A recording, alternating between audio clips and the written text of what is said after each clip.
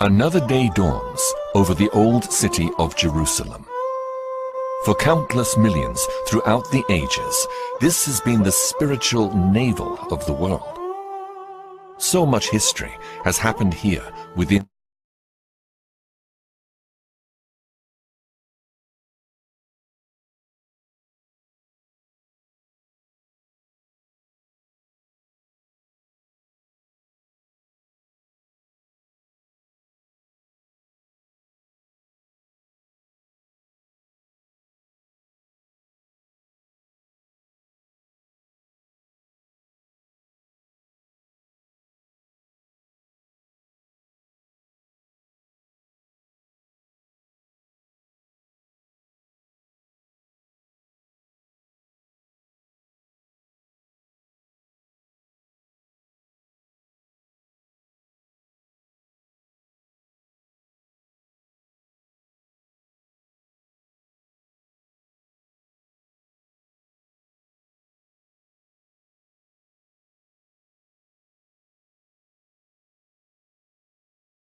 Consider how important the old city of Jerusalem has been to Jews, Christians, Muslims for thousands of years. The visitor to the city may be surprised to find just how small the old city is. In fact, Mark Twain, who came through these gates in 1869, claimed that you could walk entirely around the circumference of the city in 1 hour if you walked briskly.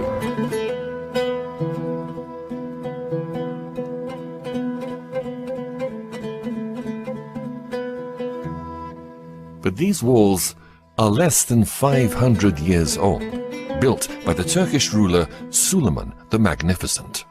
During its long history, Jerusalem has been completely destroyed twice and captured 44 times. The walls, gates, and buildings have been destroyed and rebuilt many times. This is Damascus Gate, one of Jerusalem's busiest and most ornately decorated gates. There are 6 other gates into Jerusalem, making 7 entrances in all.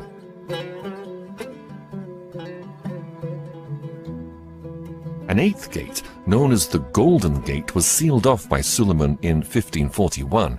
According to Jewish prophecy, this is the gate through which the Messiah will enter Jerusalem, so Suleiman sealed it off, hoping to prevent the Messiah from doing so.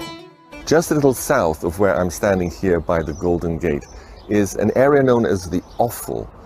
The Offal means a fortified hill or a risen area. And just immediately south of the Offal is another hill where the city of Jebus once stood.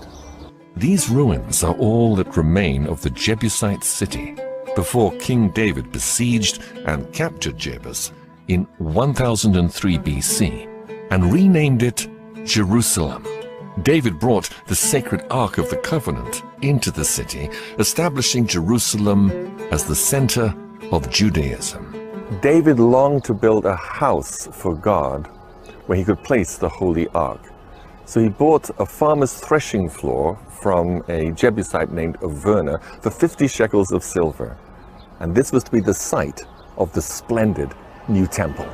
But God told David that he was not to be the one to build the new temple. Instead, his son Solomon would be given the task. This is what Solomon's temple may have looked like in his day. Solomon's beautiful temple stood for nearly 400 years, until in 586 BC, the Babylonian king Nebuchadnezzar conquered and plundered Jerusalem, and Solomon's temple was burned. In approximately 700 BC, 100 years before Cyrus was born, the prophet Isaiah prophesied that a king named Cyrus would allow the temple to be rebuilt during all those years. But why? I'm joined by Robert Mandelbaum, who's an eschatologist and Bible researcher.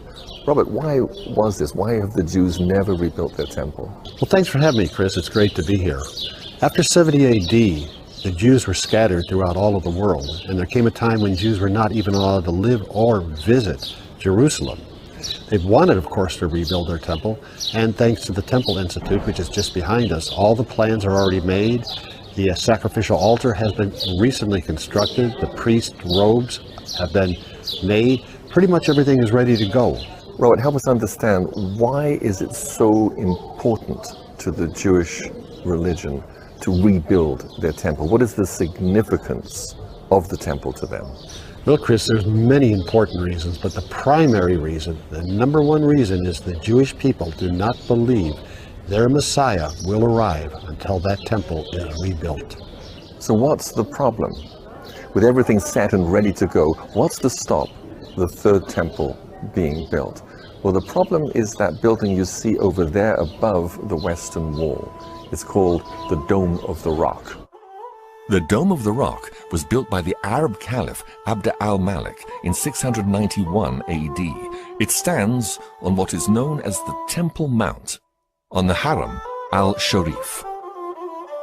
The Haram al Sharif is currently the site of the Al-Aqsa Mosque, which has a silver dome, and the Dome of the Rock, which has a golden dome. And it has a tradition from the 12th century of being the place where Muhammad's stepped off of the earth and onto his horse, and then the horse was taken up into heaven, and so was Muhammad. That's a very late source. It is not from the Quran, but it's a traditional Muslim source. It's the Haram. A lot of people call it the Temple Mount, Dome of the Rock, the Al-Aqsa Mosque. It's this incorporated area that I call the Temple Mount platform, that is 36 acres that's up on the Temple Mount area, and it's controlled and managed by the Muslims, and the Jews desperately would love to build their temple there. They believe it's somewhere up on that platform. A lot of people say it's the south or the north, or they're not really sure to where the temple was, but most people will say that is the area of where Solomon's and Herod's temples once rested. But what if the Jewish temples never stood on the Temple Mount where the Dome of the Rock now stands? Robert is one of a number of leading Bible experts and researchers that believe that this is indeed the case. Well, Chris, if you look at 2 Samuel chapter 24 and 2 Chronicles chapter 3, they will show you the exact location of where Solomon's temple was built. The thing that's important to understand is the place that David bought from Arvana, the Jebusite, was a threshing floor. The rock under the Dome of the Rock in no way resembles a threshing floor. It's a rough-hewn rock full of holes and just very uneven, and no farmer would ever use that as a threshing floor.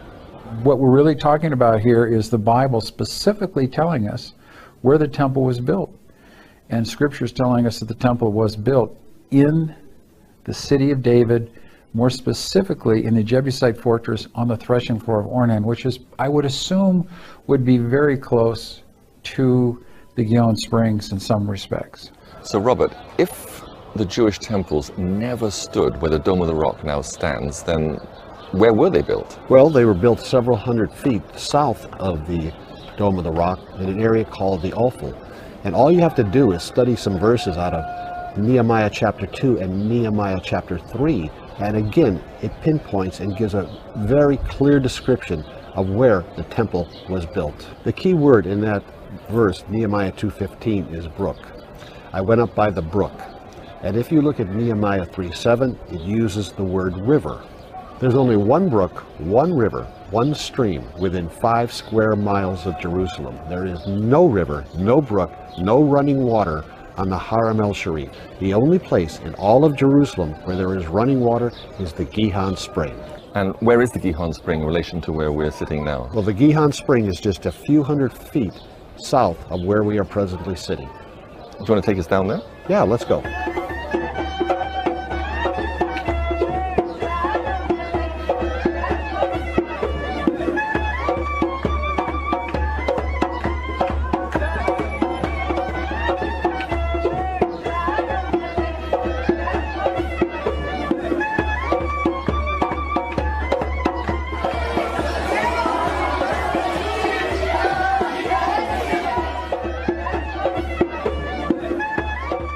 We come now down to the Gihon Spring, which flows out of Hezekiah's tunnel. First of all, tell us about Hezekiah's tunnel. Well, Hezekiah's tunnel was, of course, built during the reign of King Hezekiah, when Jerusalem was under imminent attack from the Assyrians. Hezekiah took the Gihon spring, built this tunnel, and channeled the waters of the Gihon through the tunnel which you see before us. And what is the relevance of the Gihon spring in relation to where the temple once stood? Well, when the ark was in Shiloh and David brought the ark from Shiloh, he placed it at the Gihon spring. King Solomon was anointed king at the Gihon spring. And when King Solomon, of course, became king, he built his temple, King Solomon's temple, which was built up the hill from where we're standing on the altar. So the waters of the Gihon spring are very pure? Well, they were at one time, but in 1067 there was a major earthquake in which 25,000 people were actually killed. The topography of the area was changed, and the waters of the Gihon became bitter.